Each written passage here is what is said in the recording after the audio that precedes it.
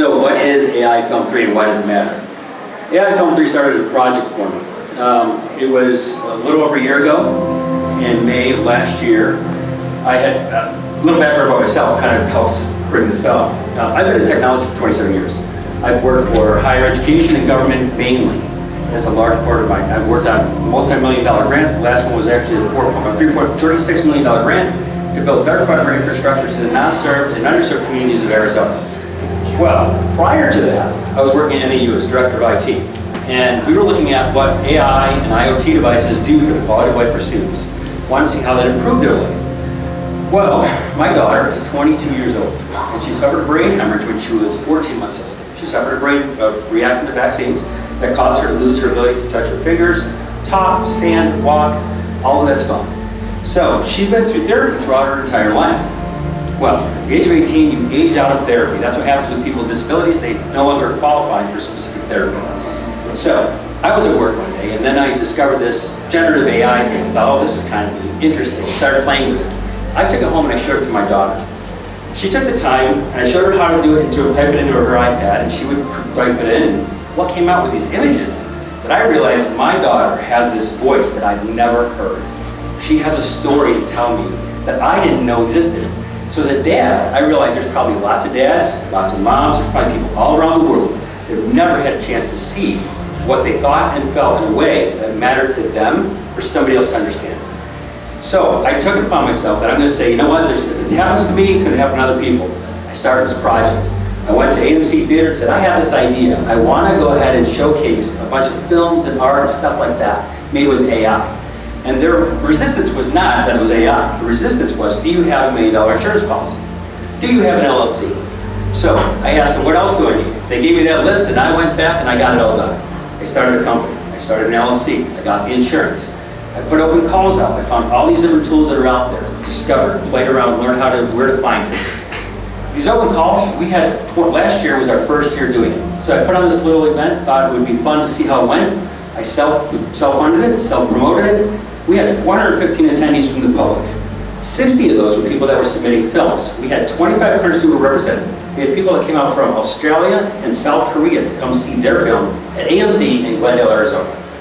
We had 157 films, 52 music videos, 150 works of art. People from all across the world in all different capacity and capabilities were demonstrating what they could do. With that, it was just amazing. I felt wonderful. I thought, we talk about joy.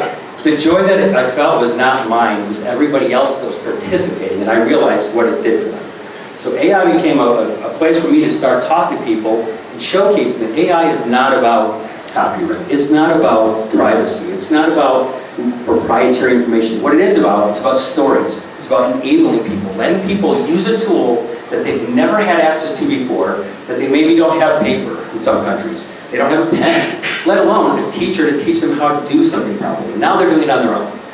This is the democratization of storytelling. This is how people can start using AI in a way that's positive. The good far outweighs the fear, I promise you. From my experience in the last year and a half, far outweighs the fear.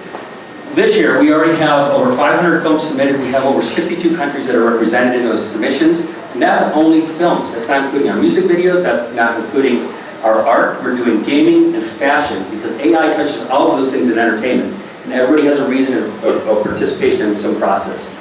From a fashion perspective, what does that mean? Well, some people realize that fashion industries have a lot of sometimes wasted materials. This helps reduce waste. There's ways that this actually improves our world, not hurts it. So what we're doing is on October 30th, 31st, November 1st, we're having our second annual event. It's going to be hosted at the Arizona Center. We have 5 floors there. We're going to have people that are coming in, such as Warren Whitlock. That's going to be one of our speakers, our keynote speakers. We have Mr. Matthew Earl Jones, who is our state film and digital media director.